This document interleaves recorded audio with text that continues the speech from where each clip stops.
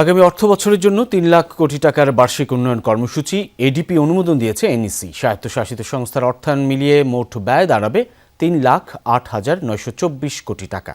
সভা শেষে অর্থমন্ত্রী জানান, আগামী বাজেটে স্পষ্ট হবে অর্থনীতির নতুন দৃষ্টিভঙ্গি। বড় এডিপি হলেও বাস্তবায়ন সম্ভব।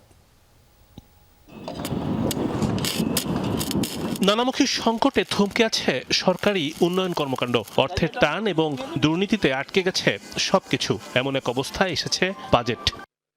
সকালে জাতীয় অর্থনৈতিক পরিষদ এনইসি সভায় অনুমোদন পেয়েছে আগামী অর্থবছরের বার্ষিক উন্নয়ন কর্মসূচি এডিপি। প্রধানমন্ত্রী তারেক রহমানের সভাপতিত্বে অনুষ্ঠিত এই সভায় দেওয়া হয় নানান দিক নির্দেশনা।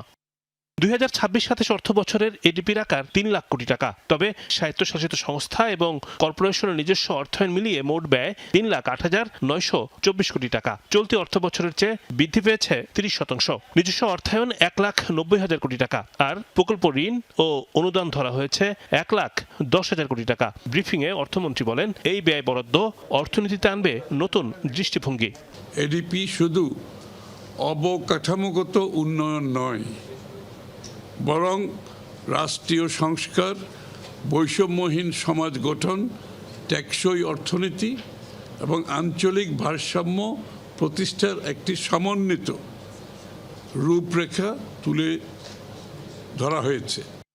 সর্বোচ্চ বরাদ্দপ্রাপ্ত খাতের মধ্যে সবার উপরে পরিবহন ও যোগাযোগ খাত, তারপরই শিক্ষা ও স্বাস্থ্য। প্রকল্প হিসেবে সর্বোচ্চ বরাদ্দ পাচ্ছে রূপপুর পারমাণবিক বিদ্যুৎ প্রকল্প, তারপর মেট্রো রেলের এমআরটি লাইন 5 এবং মাতারবাড়ি প্রকল্প।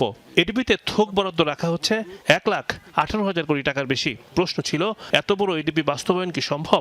বিনিয়োগ না হলে প্রবৃদ্ধি হবে না, কর্মসংস্থান হবে না, দেশের উন্নয়ন হবে না। সুতরাং আমাদের সেই কনফিডেন্স আছে, আমরা সেটা বাস্তবায়ন করতে পারবো বিধায় আমরা প্রকল্প এত বড় একটা ডেভেলপমেন্ট বাজেট করেছি। বার্ষিক উন্নয়ন কর্মসূচি এডিপিতে গুরুত্ব পাচ্ছে ইশতেহার বাস্তবায়নের নানা দিক।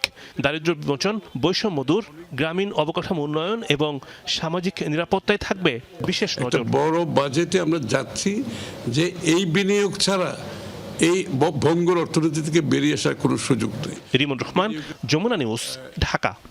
এই সবাইটি